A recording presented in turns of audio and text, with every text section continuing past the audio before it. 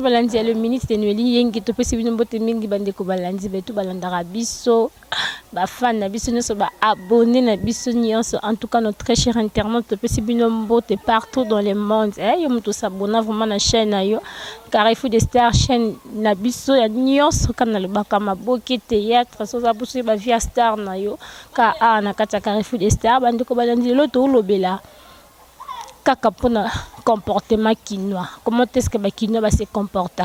Sur un problème d'un quinois, des quinois agissement quinois ils allaient rendre ni devant un problème, hein? Ni quinois zalaka.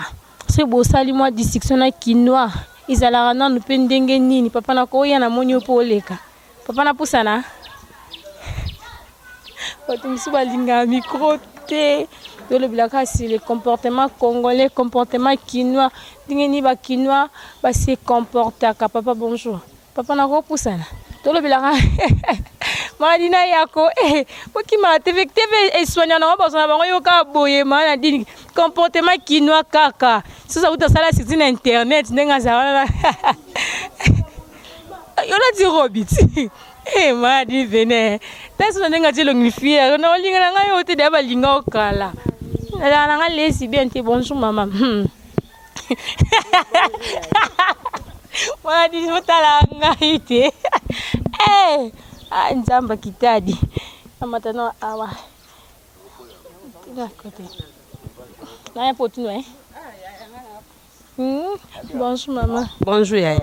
Lelo tout ça awa maman. Merci de nous répondre à la question. Le comportement congolais, comportement quinois, la problème quinois, comportement congolais, quinois assez comportant. Congolais vraiment, c'est un problème là. Il faut le candidat pour me souper au canard au pinza. Donc comportement quinois, comportement moko na ko batam tana village akoy ko se comporter lokola ba kinoati donc so zuye kana problème hando ekoti makasi donc pato le kaza na yo pato le ka donc na ba jeton donc ozwango penza donc na mikolo pena muto akena bina université maboke la bato ba jeton na mukolo o mona penza donc mo oui na pena problème o ko pena mal à l'aise donc so senga bando mais ota we msipe po mongiza ya malonga ya malonga kutu tezala ka pe malonga te. En tout cas, merci beaucoup, maman. Ndenge on répondre ya Susana ya comportement quinois ya ba quinois ba se comporter ndenge nini. La kota boy. Beni on loba te comportement quinois ba loba ndeni mama na ya. Obesa biso pour ndenge ba congolais ba se comporter ka. Pour nous tout na comportement quinois. Ndenge nini quinois a se comporter ka so ça na problème na yi.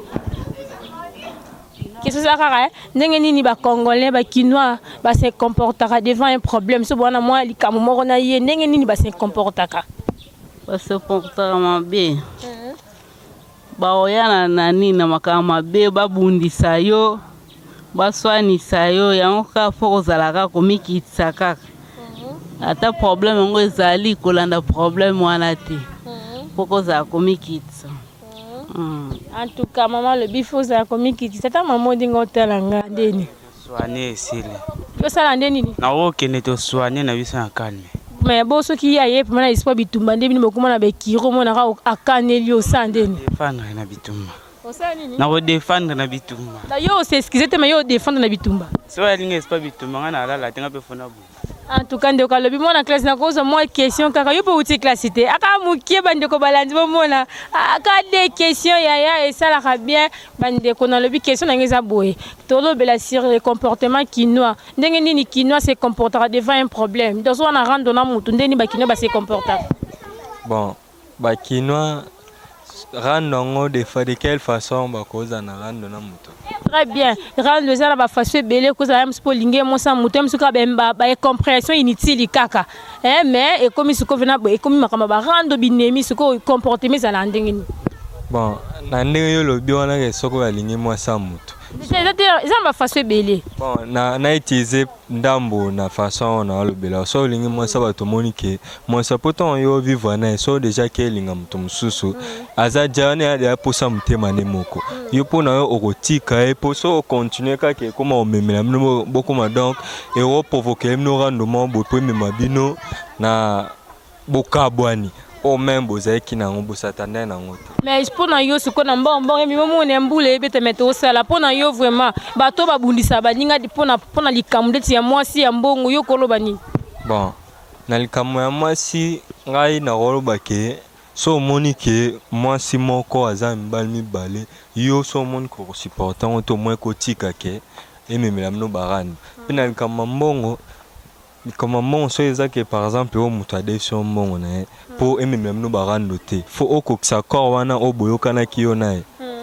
En tout cas, Yaya Ndeko Mobali, merci. Au répondre vraiment na ba question na biso ndenge pena elongo bani bandeko balandi to komi na suka ya émission na biso bomoni kaka to bandi membule bandi ya mimi alima mo to continuer exact na pesi mboti na ngana ba nyonso balandaka biso balandi na biso nyonso ya Carrefour des Stars to mona ni bonga la prochaine numéro to ga pona lelo to katsa parce que mbula nde bebisi biso.